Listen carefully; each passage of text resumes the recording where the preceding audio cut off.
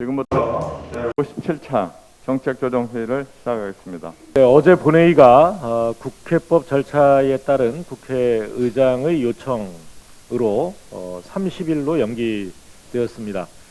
법률안 심사 후 하루가 지나지 않은 이 경우에 본회의에 상정할 수 없다라고 하는 국회법에 따른 것입니다. 반드시 처리해야 할 중요하고 시급한 법안들이 많은 만큼 끝까지 긴장의 끈을 놓치지 않고 마무리 짓겠습니다. 시대적 개혁 과제인 언론 중재 및 피해 구제에 관한 법률에 대해 한 말씀 드리겠습니다. 저희는 언론계가 우려하는 독소 조항을 수정하고 또 야당과도 공식 비공식 논의를 충분히 가졌습니다. 국민 여론도 다각도로 수렴했습니다. 언론중재법은 가짜뉴스의 피해로부터 국민을 보호하는 최소한의 장치이고 언론의 자유에 따른 이 언론의 책임을 분명히 하고자 하는 법입니다. 언론의 자정 노력이 더해지면 국민들로부터 신뢰받는 언론으로 다시 태어날 수 있을 것이라 확신합니다. 이를 두고 언론 재갈법이라고 하는 것이야말로 재갈에 가깝습니다. 언론의 자유와 취재를 위축시킬 것이라는 그런 주장 역시 기우에 불과하다 말씀드립니다. 어제 저희는 이 언론중재법 개정안과 관련해서 전원위원회 소집을 요청하겠다고 밝혔습니다. 입법 취지를 국민들께 충분히 보고 설명드리고 또 공개 토론과 또 정부에 대한 질의 답변을 통해 이 법안에 수정할 부분은 수정해서 법안을 더 완성도 높은 법으로 만들 수 있습니다. 국민적 관심사인 만큼 처리 과정의 투명성과 공정성을 극대화해서 법 통과 이후에 발생할 파장을 최소화하는 데도 주력하겠습니다. 8월 임시국회에서도 저희는 오직 국민만 바라보며 민생개혁 입법 성과를 쌓기에 주력해왔습니다. 9월 정기국회로 가는 징검 다리를 탄탄하게 마련하겠다 말씀드립니다. 정부의 주택시장 안정화 정책이 본궤도에 올랐습니다. 올 하반기부터 사전 청약을 민간 분양으로 확대하고 추가로 10만 1,000호를 조기에 공급하기로 했습니다. 공급 규모와 속도 또 품질 면에서 실수요자 만족도를 높일 것으로 기대됩니다. 민간 분양의 경우 약 2년 이상 청약 일정이 앞당겨집니다. 실수요층에서 공급 효과를 보다 빠르게 체감하실 수 있을 것입니다. 사전 청약분 6만 2,000호를 포함하면 전체 16만 3,000호에 이릅니다. 신규 사전 청약 중에 민영주택이 70%가 민영주택의 70%가 수도권에서 공급됩니다. 수도권 아파트 1년치 일반 분양 규모를 넘어서는 만큼 숨통을 틔워줄 것입니다. 중대형 평형의 민간 브랜드 아파트도 대상에 포함돼서 실수요자의 만족도도 높일 수 있을 것이라 생각합니다. 또한 지자체와 함께 논의를 거쳐 태능지구와 과천청사 개발 절차에도 착수합니다. 올 7월 처음 실시한 사전 청약이 큰 호응을 받아왔는데 이것이 계속 이어질 것을 기대합니다. 지난 1차 청약 당시 9만 3천여 분의 국민들께서 신청을 해주셔서 전용 면적 84평방미터의 경우 경쟁률이 240대 1에 육박했습니다. 그중 또 신청자도 30대가 46%나 됐다고 합니다. 이번에 발표된 이 주택 공급 추가 발표에 있어서도 이런 실수요자 맞춤형 아파트들이 설계 공급될 예정이고 다양한 평형의 아파트가 시세의 60%에서 80% 수준으로 공급될 예정입니다. 국민의 주거 안정과 내 집 마련의 꿈을 이뤄드리는데 더욱 노력해 나가겠습니다. 또한 사전 청약과 공공분양에서 상대적으로 중위소득층이 소외감을 느끼고 있다라고 하는 문제 제기가 있었습니다. 이것을 해결할 수 있는 분양 정책도 당정 간에 검토해 나가겠습니다. 어렵사리 제궤도에 오른 이 부동산 정책입니다. 다시 이탈하는 일 없도록 지속적으로 점검해 나가겠습니다. 오늘 오전에 청년 내 격차 해소를 통한 공정 출발을 위한 청년 특별대책 당정협의회가 있었습니다. 금수저, 은수저라는 말이 일반적으로 통용되는 것만 봐도 청년들이 체감하는 불평등의 골이 얼마나 깊은지 알 수 있습니다. 이런 상황에서 코로나19라는 이중의 사태로 청년 세대가 맞닥뜨려야 하는 아픔은 우리 기성세대들의 가늠보다 더 깊고 클 것입니다. 당정은 기회의 불평등이 소득의 불평등으로 이어지는 고리를 끊어내고 대한민국의 미래 주역인 청년 한 사람 한 사람이 희망찬 출발과 도전을 할 수 있도록 당정 협의를 거쳐 청년 특별 대책을 내놓았습니다. 어제 대통령께서도 보고를 받으셨고 지역순회, 간담회, 연석회의, 관계부처 정책회의 등을 통해 청년들의 다양한 목소리가 충실히 반영된 것 같다고 하셨을 만큼 생생한 청년의 목소리를 듣기 위해 애썼고 가장 필요한 곳에 적절한 지원이 되도록 노력하였습니다. 격차 해소, 역량 개발, 공정 기반의 큰 틀에서 더 많은 청년들이 혜택을 받을 수 있도록 지원하고 청년들의 미래 적응력을 높이고 청년 모두에게 공정한 기회를 보장토록 하겠습니다. 이 중에서 국가장학금 지원 한도를 대폭 확대하여 5에서 8구간의 중산층까지 반값 등록금을 지원하고 청년의 주거비용 부담 완화를 위하여 주거 취약 청년을 대상 월 20만 원의 월세를 최대 12개월간 약 15만 2천 명에게 특별 지원하는 내용이 새롭게 포함되었습니다. 이처럼 청년들이 미래를 준비함에 있어 큰 부담이 되는 학자금과 주거비 경감 외에도 민관 협력을 통해 청년 일자리를 확대하고 창업에 쉽게 도전하고 성장할 수 있도록 창업 3대 패키지로 맞춤 지원토록 하겠습니다. 또한 청년 내일 저축 계좌를 도입하여 청년의 자산 형성을 돕고 마음건강 바우처로 코로나 블루 등으로 지친 청년들의 마음 건강 챙기는 일도 함께 포함되어 있습니다. 가장 기본적으로 청년 스스로 삶을 디자인해 나갈 수 있도록 정부, 청년 간 쌍방향 소통을 확대해 나갈 것입니다. 당정은 오늘 협의한 대로 일자리, 주거, 복지, 문화, 교육, 참여, 권리의 다방면에서 청년들이 청년기본법에 명시된 대로 대한민국 발전의 근간으로서 권리와 책임을 다할 수 있도록 촘촘하게 지원하겠습니다. 농협 대출 중단으로 인해 국민들께서 대출 절벽이 벌어지는 것이 아닌지 걱정하고 계신 만큼 소상하게 설명드리도록 하겠습니다. 2017년 이후 우리 국민들의 가계부채는 꾸준히 하향 안정세를 그려왔으나 코로나19 이후 대응 과정에서 저금리 기조가 이어지면서 작년 하반기부터 큰 폭의 증가세가 이어지고 있습니다. 당정은 가계부채 관리 목표 증가율을 연 5에서 6% 사이로 잡고 연초 금융회사별로 가계대출 목표율을 제시해 전방위적으로 관리해 왔습니다.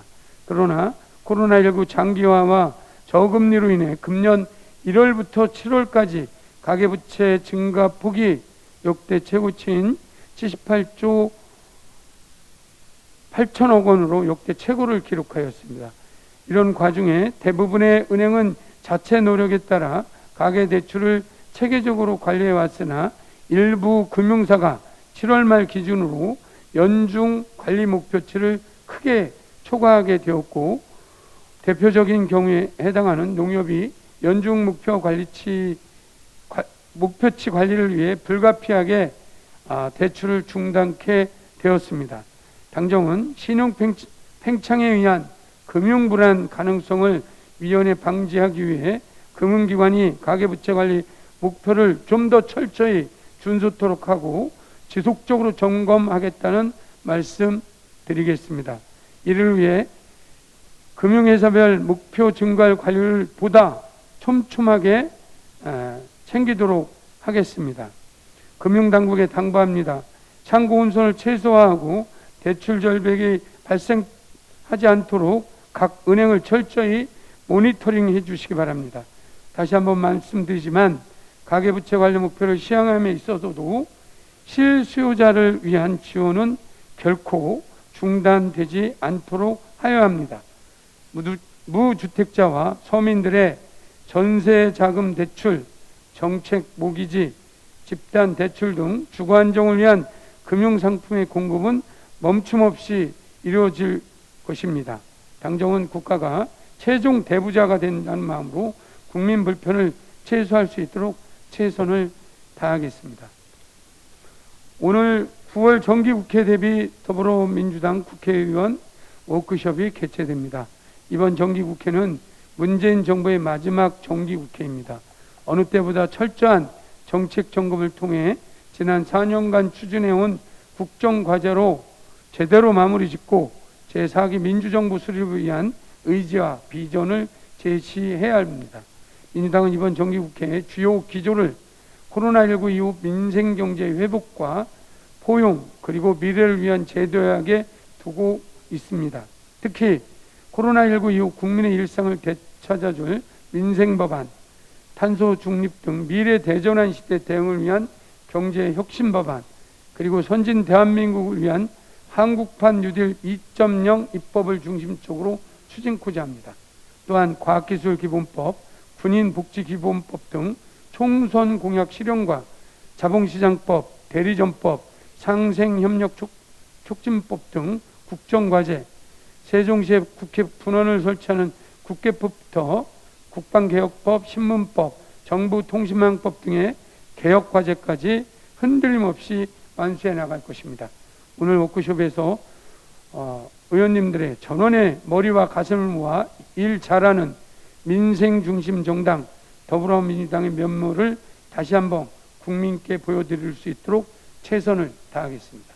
이상입니다. 예, 다음은 김성환 원내 수석부대표의 현안 발언이 있겠습니다.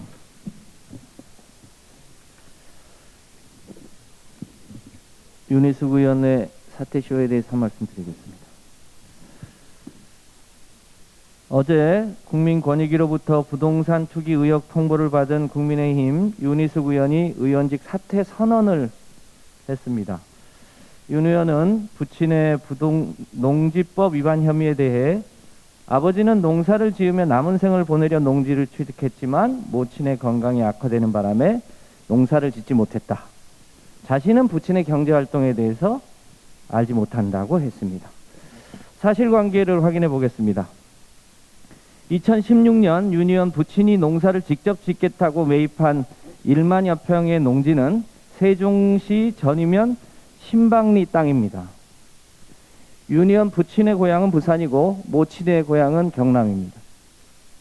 부친은 농사를 직접 짓겠다고 하여 주민등록상 주소지만 옮겼을 뿐 실제 거주는 하지 않았습니다. 주민등록법상 위반입니다. 80세의 부친이 연고가 없는 땅에 농사를 짓고 여생을 보낸다는 말을 신뢰할 국민이 몇 명이나 되겠습니까?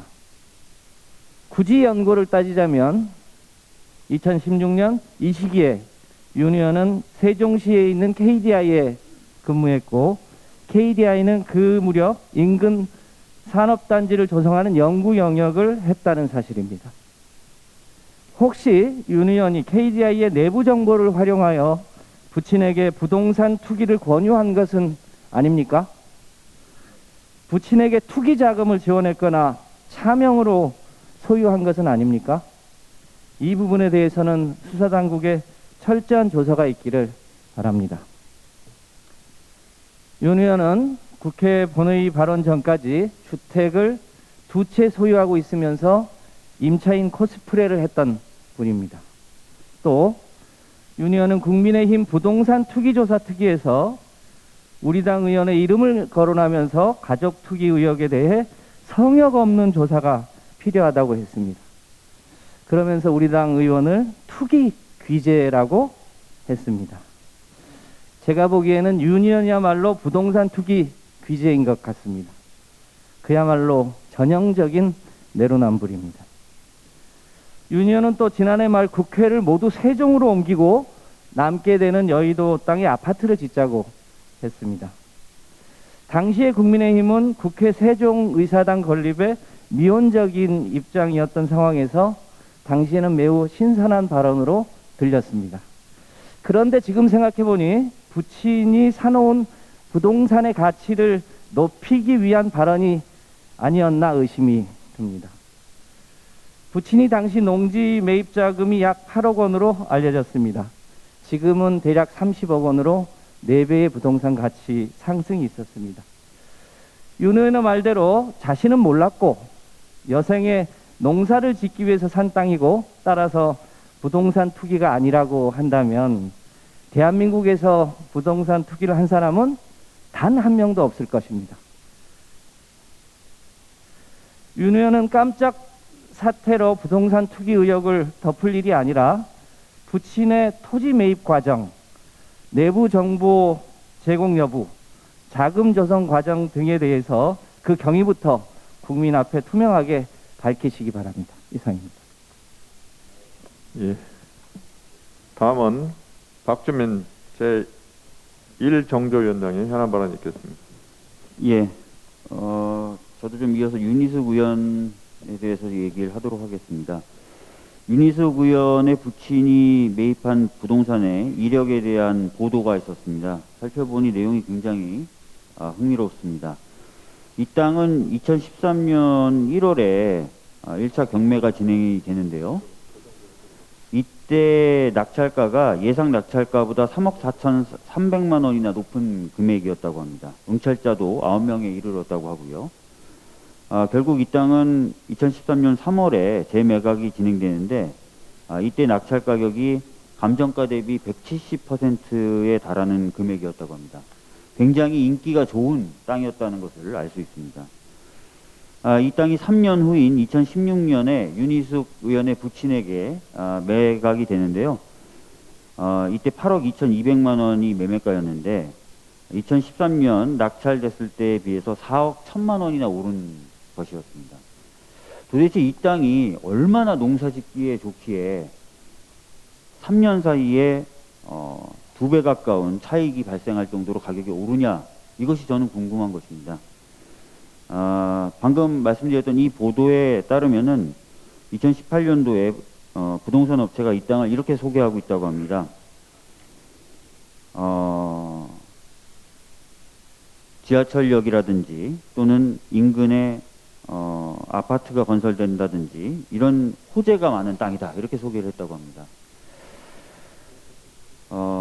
윤희숙 의원의 이 부친이 이 땅을 구매한 과정 등에 대해서 많은 의혹이 제기되고 있습니다. 윤희숙 의원은 이 부분에 대해서 철저히 해명을 해야 될 것이고, 윤희숙 의원을 포함한 6명의 의원이 간단한 소명으로도 의혹이 해명됐다고 했던 국민의힘 지도부는 이 간단한 소명이라는 것이 도대체 어떤 내용들인지 철저히 공개해야 될 것입니다. 이상입니다. 예. 다음은 안호영 제6정조위원장의 현안 발언이 있겠습니다. 예, 저는 오늘 송영길 당대표님과 함께 롯데택배 구로터미널에서 택배 분리와 상차 작업을 직접 체험해 봤습니다. 제가 느낀 택배 노동자들의 상황은 더울 때 더운 데서 일하고 추울 때 추운 데서 일한다는 것입니다. 무더위와 코로나19로 쏟아지는 택배 물량으로 택배 노동자의 노동 강도가 날로 심해지고 있지만 냉수대, 냉방, 환기시설이 제대로 갖춰지지 않은 작업장에서 일하는 택배 노동자들의 노동 환경은 너무도 열악합니다.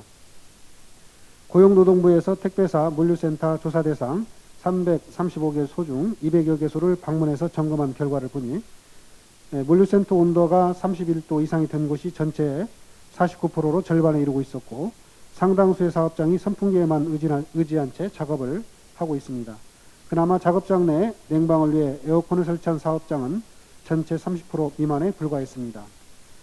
뜨거운 햇빛 아래에서 일하는 외부 작업 환경만큼이나 고온의 실내에서 작업하게 된다면 택배 노동자도 온열 질환에서 안전하지 않습니다. 옥내 작업장에서 일하는 택배 노동자들을 위해 옥내 작업장에 대한 열사병 예방 가이드 마련이 시급합니다. 고용노동부는 폭염 대비 노동자 보호 대책을 옥내 5개로 구분하여 전 사업장에 적용할 수 있도록 제도를 마련하고, 국토교통부는 택배 노동자에 대한 물, 휴식, 보냉장구 제공 등 구체적 사항을 생활물류 서비스 산업 발전법에 따른 폭염 대책에 반영시켜야 될 것입니다. 택배사와 중간대리점은 더 이상 열악한 물류센터 작업 환경 개선을 택배 노동자에게 책임을 전가하는 무책임한 상황을 중단하고, 고용노동부와 국토교통부는 무더위와 코로나로 싸우고 있는 택배 노동자 보호대책 마련과 철저한 관리 감독이 필요합니다. 다가오는 추석 명절에 열악한 작업 환경으로 택배 노동자의 과로사가 더 이상 발생하지 않도록 관계부처는 택배기사 과로 방지 사회적 합의 이행사항 점검에도 최선을 다해주기 바랍니다. 이상입니다. 예, 다음은 김병주 원내 부대표의 현안 발언이 있겠습니다. 예, 원내 부대표 김병주 의원입니다. 현재 한국을 도왔던 아프가니스탄인 391명에 대한 국내 이송 작전 미라클 작전이 이루어지고 있습니다. 신속한 의사결정과 작전을 통해 책임 있는 대한민국의 모습을 전 세계에 보여주고 있는 것입니다. 과거 한국에 협조하였다는 이유로 탈레반의 위협에 노출된 아프가니스탄인의 안전을 위해 우리 정부가 발빠르게 조치를 취했습니다. 작전 중인 우리 군의 무상 복귀와 우리나라를 도왔던 아프가니스탄인들과 그 가족들의 안전한 도착을 기원합니다. 또한 정부의 신속한 아프가니스탄인 수용 결정을 환영합니다. 이번 조치를 통해 우리나라의 국제적 위상과 지위를 확인하게 되었습니다. 선진국 반열에 오른 국가로서 마땅히 가져야 할 도의적 책임을 국제사회에 보여주었습니다. 이번 작전에서 우리 정부는 외교부, 국방부, 법무부 등을 포함한 범정부 TF를 구성해 신속하게 대응했습니다. 이번 미라클 작전은 두 단계로 이루어져 있습니다. 1단계는 카불 공항에서 우리나라를 도운 아프간인을 집결시키는 것이고, 2단계는 카불에서 우리나라로 아프간인을 이송시키는 것입니다. 미국을 비롯한 주변국들에 대한 외교부의 선제적 협력으로 여러 어려움과 난관을 극복하고 아프가니스탄인을 카불 공항 밖에서 직결시켜 카불 공항 안으로 이동시킬 수 있었습니다.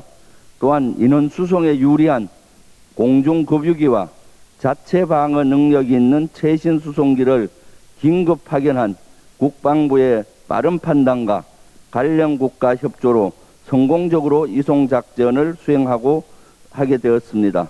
뿐만 아니라 이송 작전 간 영유아를 위한 우유, 분유, 젖병 등을 함께 싣고 의약품, 매트릭스 등을 구비해서 아프가니스탄인의 불편함을 최소로 하려는 우리 정부의 세심한 배려도 있었습니다. 아프가니스탄 재건을 위해 우리나라는 지난 20년간 상당한 금액을 원조했으며 종합병원 및 교육기관 건립 지원 등 여러 인도적 차원의 프로젝트를 진행한 바 있습니다. 이 과정에서 협력 사업에 직접 참여하거나 도움을 준 현지 아프가니스탄인들에 대한 신의를 저버리지 않은 것입니다. 이송된 아프가니스탄인들은 중에서 100여 명은 5세 미만의 영유아라고 합니다. 이러한 인도주의적 조치가 신속히 이루어져 다행입니다.